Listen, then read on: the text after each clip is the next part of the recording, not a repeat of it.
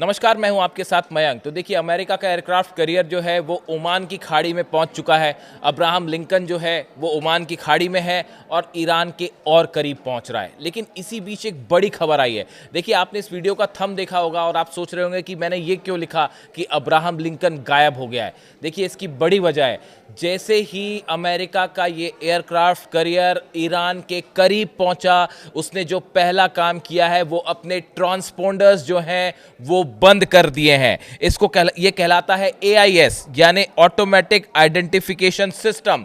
अपने ट्रांसपोंडर्स बंद करने के बाद अब इस एयरक्राफ्ट कैरियर को किसी भी तरह से राडार पर पकड़ना मुश्किल होगा, उसे ट्रैक करना मुश्किल होगा और इसीलिए ये भी कहा जा रहा है कि अब ये गायब हो चुका है। देखिए, मैं आपको जो खबरें छप रही हैं पहले वो पढ़ के बताऊं।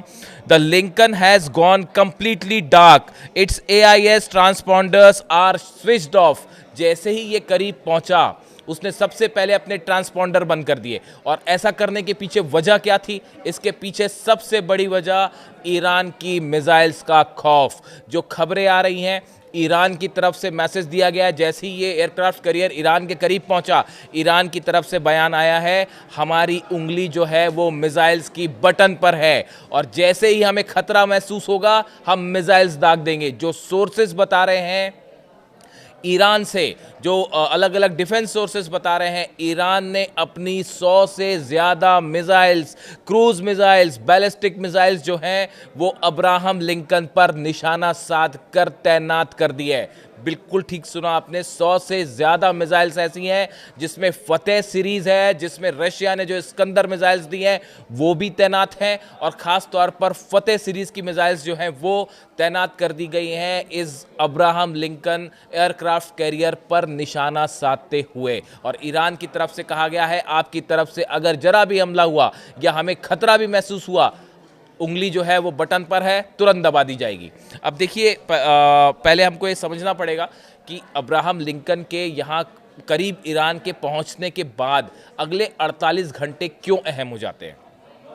ये बताया गया कि डोनाल्ड ट्रंप पहले हमला करना चाह रहे थे इस बात को लेकर कि ईरान का जो प्रदर्शन हो रहे हैं, इसी बीच वो स्ट्राइक करना चाह रहे थे, लेकिन उस समय एयरक्राफ्ट कैरियर आसपास नहीं था और आखिरी समय पे डोनाल्ड ट्रंप को इस मिशन को छोड़ना पड़ा, क्योंकि ईरान की तरफ से जब मिसाइल्स फायर की जाती तो उसे झेलने के लिए ना तो अरेबियन कंट्रीज तैयार थी, ना इसराइल तैयार था और अमेरिका के जो जितने बेसिस हैं वहाँ पर भी भारी तबाही मच सकती थी। यानी अमेरिकन फोर्सेस जितनी चाहिए ईरान का मुकाबला करने के लिए वो तैयार नहीं थी, वो तैनात नहीं थी।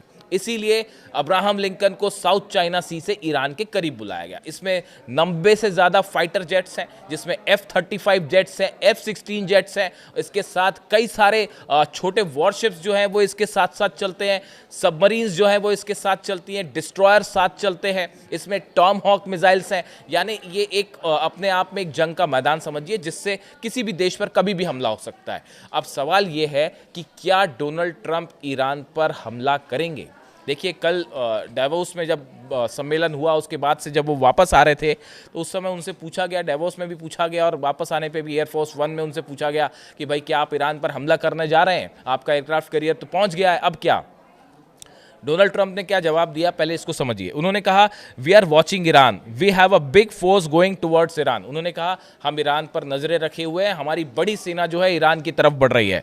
We have a lot of ships going that direction, just in case we have a big flotilla going in that direction and we will see what happens. उन्होंने कहा, हमारे बड़े जहाज जो हैं वो ईरान की तरफ आगे बढ़ गए हैं और हम नजरें बनाए हुए हैं, हम आगे देखते हैं कि हमें क्या करना है। दे कांट डू द न्यूक्लियर। इसके पहले डोनाल्ड ट्रंप की तरफ से एक और इंटरेस्टिंग बयान आया था। उन्होंने कहा था, दे कांट डू, ईरान के लिए कहा था, they can't do nuclear, if they do it's going to happen again. उन्होंने डेवोस में ये बात कही थी कि अगर ईरान ने अपना न्यूक्लियर प्रोग्राम आगे बढ़ाया तो फिर वही होगा जो पिछली बार हुआ था। यानी उनका इशारा था कि जिस तरह से ईरान के परमाणु ठिकानों पर हमले किए गए थे।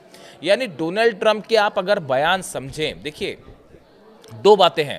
पहली बात तो यह है कि एयरक्राफ्ट कैरियर वहां पहुंच गया है, और इसमें भी कोई शक नहीं है कि बड़ा मिलिट्री बिल्डअप कर लिया है अमेरिका ने पिछले 7-8 दिनों में। जॉर्डन में फाइटर जेट्स है, मैंने आपको बताया। डिएगो गार्सिया में जो है वो फाइटर जेट्स F-35 जेट्स जो हैं वो पहुंचने शुरू हो गए हैं। और कई अरेबियन कंट्रीज़ हैं जिनके बेसिस पे, हालांकि इसमें सऊदी, ऐसा बताया जा रहा है कि अल उदैद बेस यानी कतर से, सऊदी से, यहाँ से स्ट्राइक नहीं होगी इस बार ईरान पर, क्योंकि ईरान अगर रिटेलिएट करता है तो इन कंट्रीज़ को खतरा है इस लिहाज से। लेकिन बाकी इलाकों में तेजी से अमेरिका ने अपना मिलिट्री बिल्टअप किया है, सैनिकों की संख्या बढ़ाई है, F-35 जेट्स पहुंच गए हैं, रिफ्यूलिंग प्लेन्स पहुंच गए हैं, टॉम हॉक मिसाइल्स का बड़ा जखीरा पहुंच गया है। तो इसके लिहाज से ये माना जा रहा है, और अब एयरक्राफ्ट कैरियर भी पहुंच चुका है। यानी क्या अब ये माना जाए कि अगले 48 घंटे बेहद अहम है। लेकिन आप अगर मतलब जहां तक मैं समझ पा रहा हूं चीज़ों को, ये डोनाल्ड ट्रंप के आप ये बयान देखिए जो उन्होंने डावोस में दिए या वहां से वापस आते हुए एयरफोर्स 1 में दिए हैं। ऐसा लगता है कि अभी तक डोनाल्ड ट्रंप इस बात को लेकर फैसला नहीं कर पाए हैं कि ईरान पे हमला किया जाए या ना किया जाए। देखिए ये बयान, मतलब ये मेरी पर्सनल ओपिनियन है मेरा ये, कि ऐसा लगता है उनके बयानों को देख के कि अभी तक वो ये फैसला नहीं कर पाए हैं कि हमला किया जाए या ना किया जाए। और इसकी सबसे बड़ी वजह है ईरान इस बार बड़ा रिटेलिएशन करने के लिए तैयार है। अगर ईरान पर जरा भी आपने हमला किया, अगर उस पर एक भी मिसाइल फायर हुई, इसका नतीजा ये होगा, मैं अगेन फिर से रिपीट कर रहा हूँ, 700 खैबर मिसाइल्स जो हैं वो ईरान के बॉर्डर पर तैनात हैं।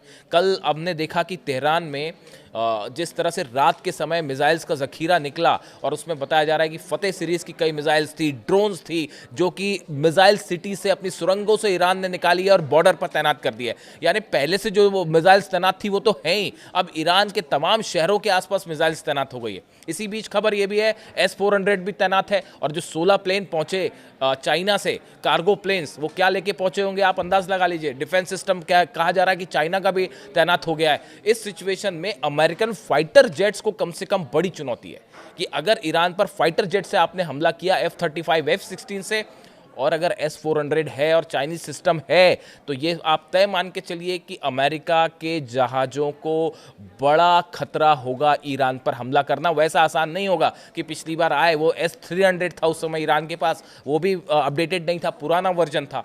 लेकिन ये 6 महीने पुरानी बात हो गई है, और इस 6 महीने में जो जंगी तैयारी करी है ईरान ने, ये शायद इतिहास में पहला मौका है कि किसी देश ने इतने कम समय में इतनी तेजी के साथ अपनी मिलिट्री तैयारी कर रखी है।